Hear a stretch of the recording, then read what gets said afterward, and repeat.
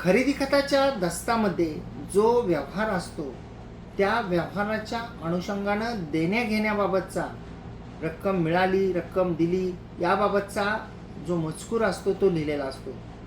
त्या मजकुरामध्ये बऱ्याच वेळा काही असा मजकूर असतो की ज्यावरून वाद उपस्थित होऊ शकतात आणि जर वाद उपस्थित झाले तर वाद करणाऱ्याच्या बाजूने निकाल होतो का, त्याचे चान्सेस कसे असतात याबद्दल आज आपण बोलणार आहोत.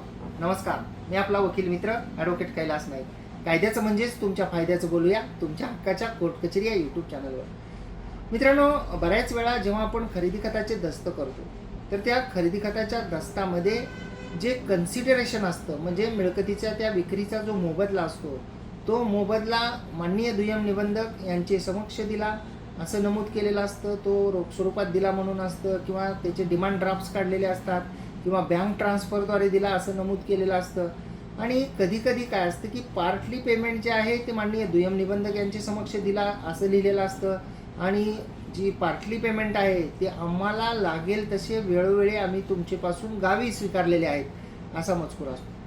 काही काही तर खरेदी दस्त असे आहेत पूर्वीचे की ज्याच्यामध्ये माननीय दुय्यम निबंधक यांच्या समक्ष कोणतीही रक्कम दिली घेतलेली नसते आणि त्याच्यामध्ये मजकूर असतो की या मिळकतीच्या खरेदीची किंमत आम्ही तुमच्यापासून वेळोवेळी लागेल तशी घेतलेली आहे आणि ती आम्हाला या दस्तात मान्य व कबूल आहे आणि त्यामुळं आम्ही तुम्हाला त्या रकमेस या मिळकतीची विक्री केलेली आहे. जेव्हा अशा प्रकारचा मजकूर जो आहे तो खरेदी दस्तामध्ये असतो आणि त्या दस्ताच्या संदर्भामध्ये वाद होतात की रक्कम आम्हाला मिळाली नाही, तर त्या परिस्थितीमध्ये ज्यांनी मिळकत खरेदी घेतली तर त्यांना काय पर्याय आहे आणि ज्यांनी मिळकत विक्री केलेली आहे त्यांची ही जी तक्रार आहे ती कुठपर्यंत टिकू शकते. मित्रांनो, खरेदी खताचा जो मुख्य गाभा आहे तो म्हणजे कन्सिडरेशन, म्हणजे जे रक्कम आहे व्यवहाराची ती व्यवहाराची रक्कम दिली आणि घेतली पाहिजे. देणाऱ्याने दिली आणि ज्यांनी घेतली जे मिळकतीचे मालक आहेत तर त्यांना ती मिळाली असं त्यांनी कबूल केलं पाहिजे, ज्याची तरतूद 58C रजिस्ट्रेशन ॲक्टमध्ये आहे. कारण पेड आणि रिसिप्ट याच्या दोन्हीमध्ये खूप फरक आहे. कारण ज्या व्यक्तीला रक्कम द्यायची आहे म्हणजे घेणाराला तो तर दिलीच म्हणणार आहे. महत्त्वाचा मुद्दा असा आहे की ज्यांना रक्कम मिळणार आहे म्हणजे जे मिळकतीचे मालक आहेत तर त्यांना ती रक्कम मिळाली आहे का आणि त्यांनी ती रक्कम मिळाल्याचे कबूल केले आहे का. आता ही कबुली जी आहे ही जसं की मी आत्ता सांगितलं त्याप्रमाणे वेगवेगळ्या पद्धतीने होऊ शकते. पार्टली पेमेंट दुय्यम निबंधक साहेब यांच्या समक्ष दिलं आणि पार्टली पेमेंट जे आहे म्हणजे काही अंशतः पेमेंट जे आहे ते वेळोवेळी गावी लागेल तसं घेतलं अशा स्वरूपाचा मजकूर असतो. आणि कधी कधी जे आहे ती पूर्ण रक्कम दुय्यम निबंधक साहेब यांच्या समक्ष दिलेली असते. या प्रकरणांच्या बाबतीमध्ये अडचण येत नाही. जेव्हा संपूर्ण रक्कम गावोगावी वेळोवेळी आम्ही लागेल तशी घेतलेली आहे आणि ती रक्कम आम्हाला मिळालेली आहे हे आम्ही या दस्तामध्ये कबूल करत आहोत असा मजकूर लिहून जेव्हा दुय्यम निबंधक कार्यालयामध्ये दस्त लिहून दिला जातो आणि नंतर जेव्हा त्याबद्दलचे वाद उपस्थित होतात त्यावेळी जरी विक्री करणार आहेत त्यांना दुय्यम निबंधक यांच्या समक्ष रक्कम जरी मिळालेली नसली तरी त्यांनी त्या खरेदी खताच्या दस्तामध्ये मी वेळोवेळी गावी रक्कम घेतलेली आहे आणि ती घेतलेली रक्कम मला या दस्तामध्ये मान्य व कबूल आहे अशी कबुली दिलेली असल्यामुळे ती कबुली ही माननीय दुय्यम निबंधक साहेब यांचे समक्ष दस्ताची नोंदणी करताना दिलेली असल्यामुळं त्यांना रक्कम मिळाली असं प्रथमदर्शनी मानण्यात येतं.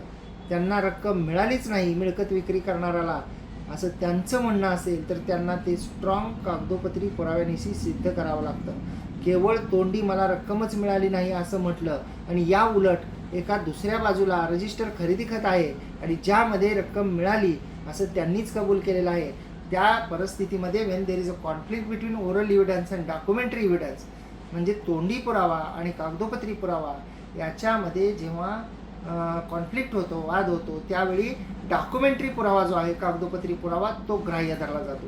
त्याचं कारण असं आहे की फक्त तोंडी पुरावा ग्राह्य धरायचा म्हटलं तर एखादी गोष्ट खरी आहे यासाठी एखादा व्यक्ती स्वतः पुरावा देईल, 10 लोक आणेल, यांनी 10 आणले म्हणल्यानंतर विरोध पार्टी 20 लोकांना घेऊन येईल आणि प्रत्येकजण तोंडी सांगतील की ह्यांचं बरोबर आहे.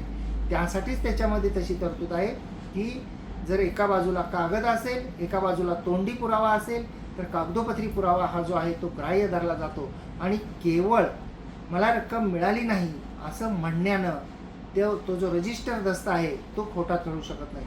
त्यामुळं आपण रक्कम कुठेही घेतलेली असो, आपण जर रक्कम मिळाल्याचं दस्तामध्ये कबूल केलं आणि आपण रक्कम मिळाल्याचं माननीय दुय्यम निबंधक साहेब यांच्यामध्ये त्यांच्या समक्ष कार्यालयामध्ये त्यांच्या कबूल केलं आणि त्याप्रमाणे दुय्यम निबंधक साहेब यांनी कबुलीचा शेरा त्या ठिकाणी मारला की या व्यक्तीनं रक्कम मिळाल्याचं माझ्यासमोर कबूल केलं आहे, तर असं प्रिझुम्शन आहे, असं ग्राह्य धरलं जातं की त्या विक्री करणाऱ्या व्यक्तीला ती रक्कम मिळालेली आहे.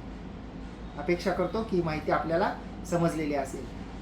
कोर्ट कचेरी या यूट्यूब चॅनलवर व्हिडिओ पाहत असाल, अद्याप आपण सबस्क्राईब केलेलं नसेल तर सबस्क्राईब जरूर करा, बाजूचं बेल आयकॉनचं बटन जरूर दाबा, म्हणजे व्हिडिओचे नोटिफिकेशन आपल्यापर्यंत येतील. आपण जर या व्हिडिओला फेसबुक आणि इंस्टाग्रामवर पाहत असाल, आमच्या प्रोफाईल्स आणि पेजेसवर, आणि जर का आपण अद्यापपर्यंत फॉलो केलेलं नसेल तर फॉलो जरूर करा आणि त्या ठिकाणी सुद्धा लाईक आणि शेअर करा, म्हणजे ही माहिती जास्तीत जास्त लोकांपर्यंत पोहोचेल. धन्यवाद.